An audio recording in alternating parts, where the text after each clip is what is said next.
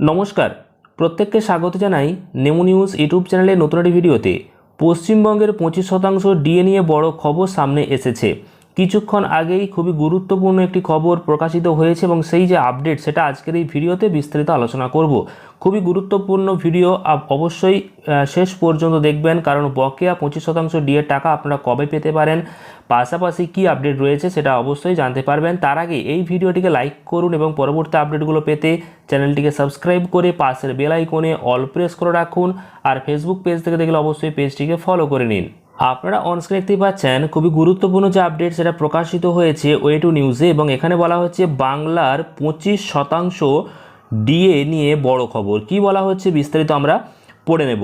তো দেখুন, সুপ্রিম কোর্টের রায়ের পর পশ্চিমবঙ্গের ডিএ এবং রোপা 2019-এর বকেয়া নিয়ে রাজ্য সরকারি কর্মচারীদের মধ্যে তৈরি হয়েছে নতুন জটিলতা। সুপ্রিম কোর্ট ডিএ মেটানোর জন্য 6 মার্চ, 31 মার্চ ও 15 এপ্রিল এই তিনটি সময়সীমা বেঁধে দিয়েছিল।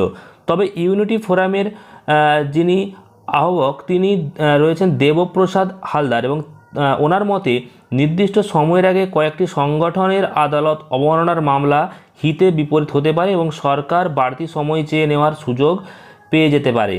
তো এই বিষয়ে কিন্তু আপডেট রয়েছে, অর্থাৎ বাংলার 25% ডিএ নিয়ে যে বড় খবর সেটা কিন্তু সামনে এসে, অর্থাৎ বকেয়া যে ডিএর টাকা, সেই ডিএর টাকা নিয়ে যেটা আপনারা অনস্ক্রিনে দেখতেই পাচ্ছেন যে সুপ্রিম কোর্টের রায়ের পর পশ্চিমবঙ্গের ডিএ এবং রোপা 2019-এর বকেয়া নিয়ে রাজ্য সরকারি কর্মচারীদের মধ্যে তৈরি হয়ে গেছে একটা নতুন জটিলতা। আর সুপ্রিম কোর্ট ডিএ মেটানোর জন্য 6 মার্চ, 31 মার্চ এবং 15 এপ্রিল এই তিনটি সময়সীমা বেঁধে দিয়েছিল।